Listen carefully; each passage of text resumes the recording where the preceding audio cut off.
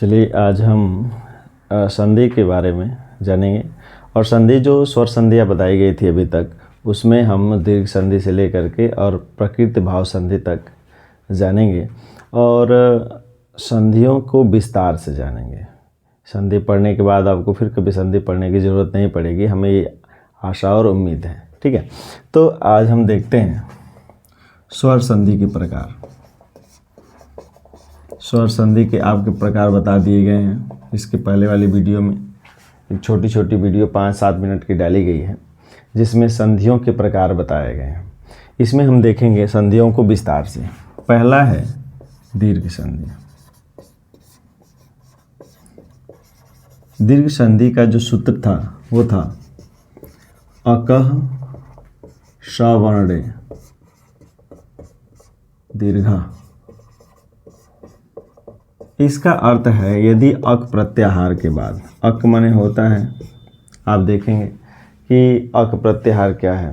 ठीक है, अ से लेके वैसे हम लोग माहेश्वर सूत्र देखेंगे अ ई उ र री री क, पहला और दूसरा जो सूत्र था माहेश्वर सूत्र का, इसमें अ से लेके और क तक अक प्रत्याहार का मतलब अ से लेके ये क तक। अक प्रत्याहार में ये इत संज्ञक वर्ण है, नहीं गिना जाएगा। अ ई उ री री।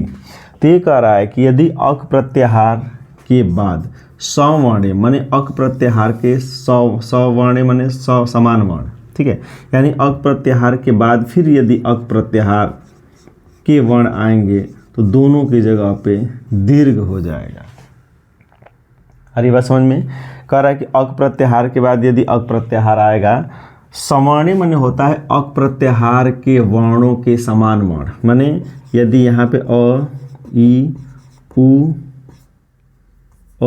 उ, ठीक है, अ ई उ, ठीक है ना, री और री, ये अक प्रत्याहार के वर्ण हैं। इनके ही समान यदि यहाँ पे इनके ही समान अ ई उ री और री वर्ण आते हैं, चूँकि तो ये क्या हो जाएगा, दीर्घ हो जाएगा। ठीक है, ये दीर्घ बनता है। यानी दीर्घ में क्या क्या हो जाएगा, अ धन अ बराबर ये आ हो जाएगा, ये ई हो जाएगा, ये बड़ा ऊ हो जाएगा और ये बड़ी री हो जाएगा। ठीक है, री चूँकि ऐसा वर्ण है जिसका कभी दीर्घ बनता नहीं है।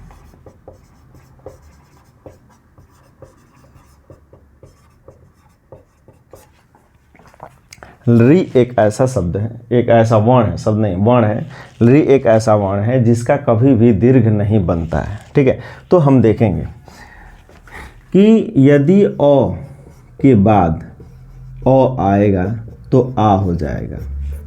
ठीक है, यदि अ के बाद आ आएगा तो भी ये आ ही होगा। यदि आ के बाद आ आएगा तो भी ये आ ही होगा। ठीक है, और यदि आ के बाद अ आए तो ही आ होगा।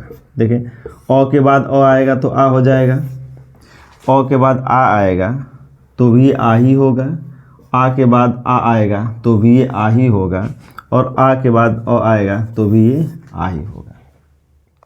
ठीक है, अ वाला वर्ण जैसे हम देखेंगे, जैसे उदाहरण से हम समझेंगे। ठीक है, उदाहरण से हम समझेंगे। देखें, जैसे हमने लिखा है ना अ धन अ, ये हमने लिखा है अ धन अ बराबर आ। तो पहला हम इसमें ध्यान देंगे कि हम पहला लिखेंगे। ठीक है, जैसे अ और आ का हो गया। ठीक है, जैसे हम लिखेंगे एक उदाहरण। ठीक है, हिम धन आलय। एक एक पहले अ का देखेंगे, फिर ई का देखेंगे, फिर ऊ का देखेंगे, फिर री का देखेंगे, एक एक देखते चलेंगे हम। ठीक है, हमने देखा हिम धन आलय, इसको संधि कैसे करते हैं। देखिए, ही म में से स्वर को निकाल लेते हैं। स्वर निकलेगा तो ये अ बचेगा। ही म में अ जुड़ा हुआ है तो अ को हम निकाल लेते हैं, प्लस आलय से आ को निकालते हैं। आ निकालेंगे तो ये लय बच जाएगा, बचेगा। अब ये अ धन आ बराबर इसके जगह पे आ हो जाएगा। यहाँ पे हुआ हिम म आधा है प्लस आ धन लय। चूँकि किसी भी व्यंजन के बाद यदि स्वर होता है तो ये स्वर जो है इस पहले वाले व्यंजन के साथ जुड़ता है।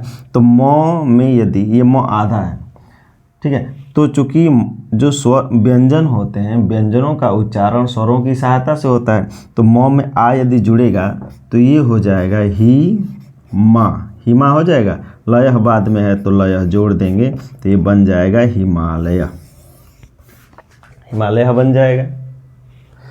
यदि हम दूसरा उदाहरण इसी का देखें, ये तो पहला उदाहरण हो गया, ठीक, इसी में हम दूसरा देखें, ठीक है, विद्या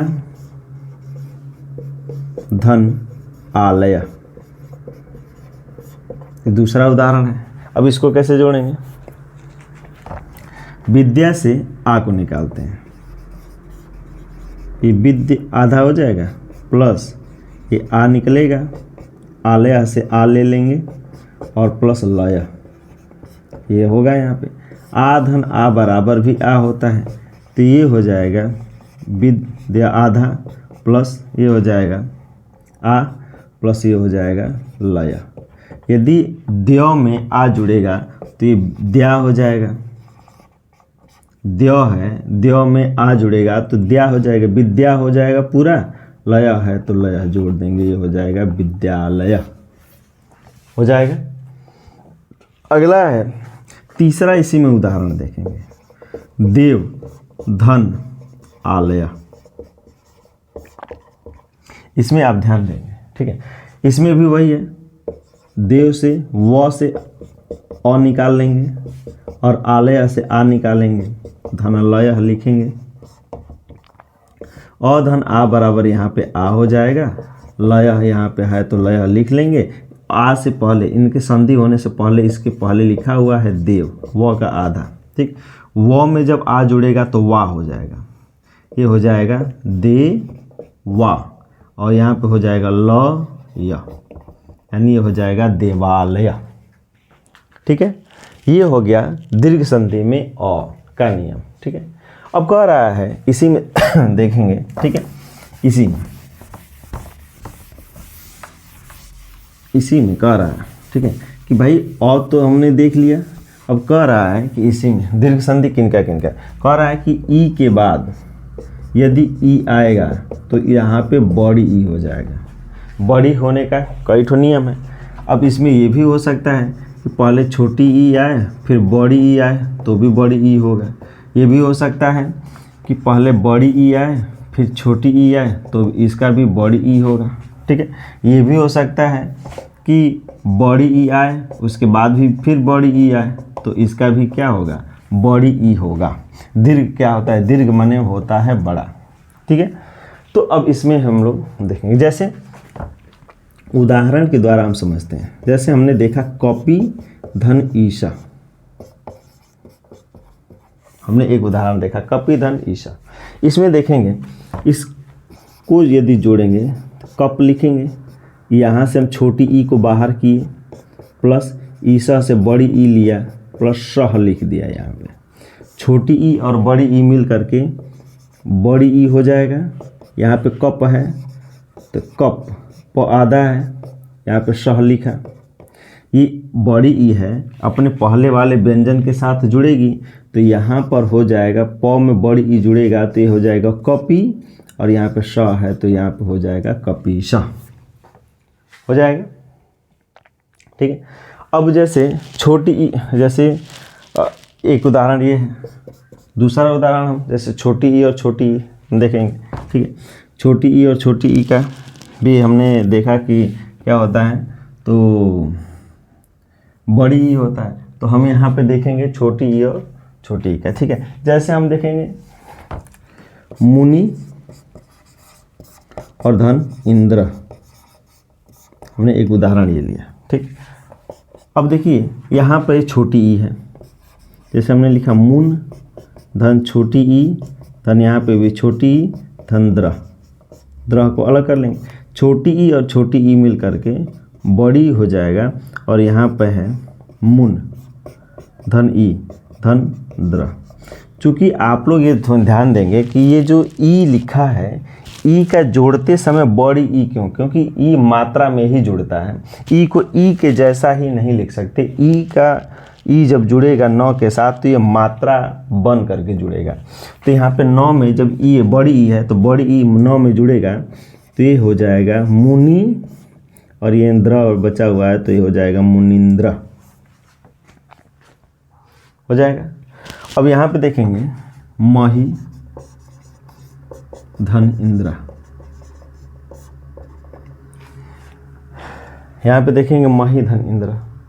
अब यहाँ पे देखिए, यहाँ पे ह से बड़ी ई निकालते हैं, ये ह आधा हो जाएगा, बड़ी ई और इंद्र से छोटी ई को निकालते हैं, यहाँ पे द्र हो जाएगा।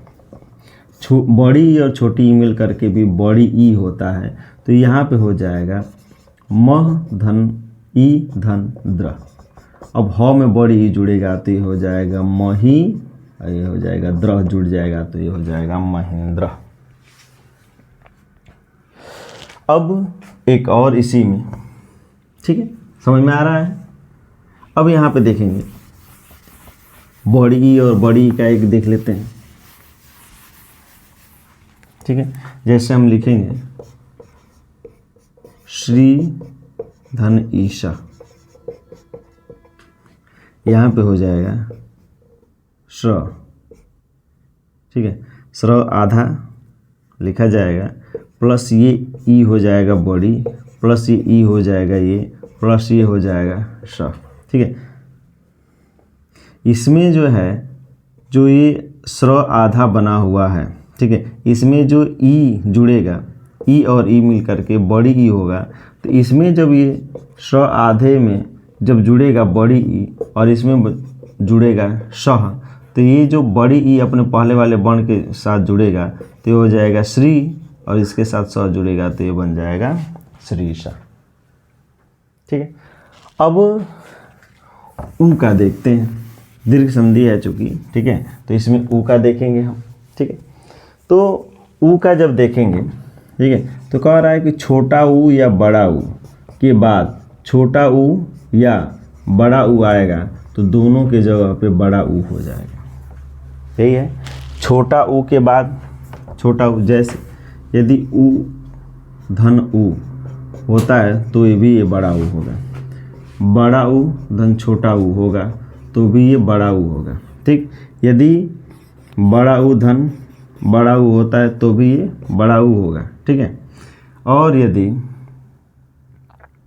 छोटा ऊ धन बड़ा ऊ है तो भी ये बड़ा ऊ होगा, तो भी ये क्या हो जाएगा, ये बड़ा ऊ ही होगा, ठीक है।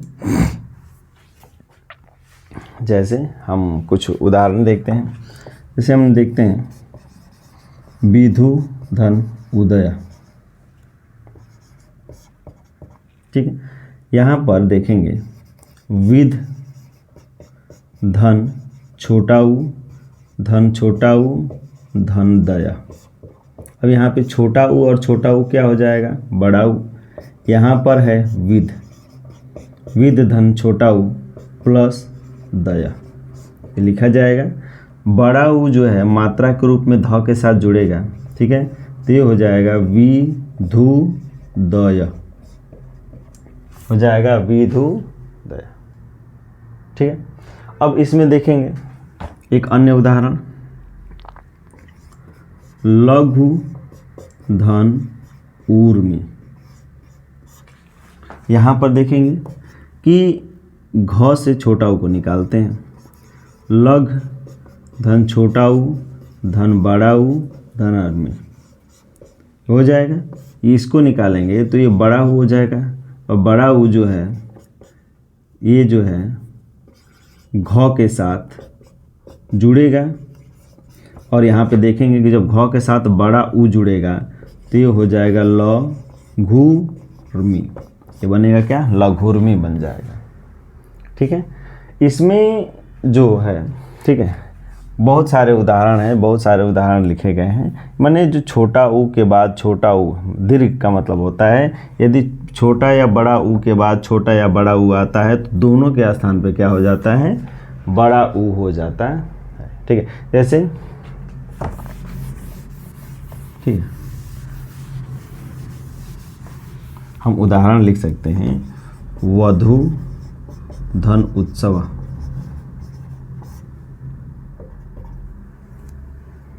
ठीक है, वधू धन उत्सव हो जाएगा। अब इसमें वधू धन उत्सव हो जाएगा तो कह रहा है कि वध, यहाँ से बड़ा ऊ निकाल लिया प्लस छोटा ऊ प्लस सवा लिखेंगे। अब यहाँ पे हो जाएगा बड़ा ऊ और छोटा ऊ मिल करके बड़ा ऊ, यहाँ पे वध हो जाएगा प्लस ऊ प्लस सवा हो जाएगा।